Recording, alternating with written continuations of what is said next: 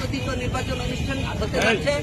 এই নির্বাচনে বাংলাদেশের মানুষের কোনো সমর্থন নেই, কেননা আমরা দীর্ঘদিন ধরে আন্দোলন করে আসতেছি একটা ভোটের অধিকার প্রতিষ্ঠার জন্য, যাতে করে দেশের মানুষ নিজের খেয়াল খুশি মতন যাকে ইচ্ছা তার ভোট তাকে দিতে পারে।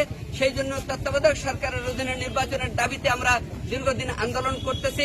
সেই ধারাবাহিকতায় আজকে আমরা এই সরকারের বিরুদ্ধে অসহযোগ আন্দোলনের ডাক দিয়েছি, যাতে করে মানুষ ভোট কেন্দ্রে না যায়, এই ভোট বর্জন করে। সেই জন্য আমাদের এই আন্দোলন।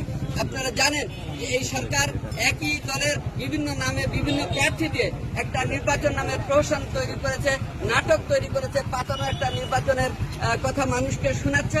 সেই নির্বাচনে প্রকৃতপক্ষে প্রার্থী বাছাইয়ের কোনো সুযোগ নেই, কেননা একমাত্র আওয়ামী লীগেরই প্রার্থী 2 জন 3 জন 4 জন করে, কেউ স্বতন্ত্র, কেউ ডামি প্রার্থী, কেউ বিদ্রোহী প্রার্থী, কেউ দলের প্রার্থী, এরকম নাম নিয়ে তারা দাঁড়িয়েছে। সেই কারণে এদেশের মানুষ এই নির্বাচনে অংশগ্রহণ করবে না, আমরা এই নির্বাচনে অংশগ্রহণ করব না। আমরা উদাত্ত আহ্বান জানাই, আপনারা 7 তারিখের নির্বাচন সম্পূর্ণভাবে বর্জন করবেন, কেউ ভোট কেন্দ্রে যাবেন না এবং এই ভোটে কেউ অংশগ্রহণ করবেন না। বরং এই সরকারকে আপনাদের যে সমস্ত খাজনা, ট্যাক্স, বিভিন্ন রকমের বিল, ইউটিলিটি বিল যেগুলো রয়েছে সেগুলো দেওয়া এককালীন বন্ধ করে দেবেন, যতক্ষণ না সরকার পদত্যাগে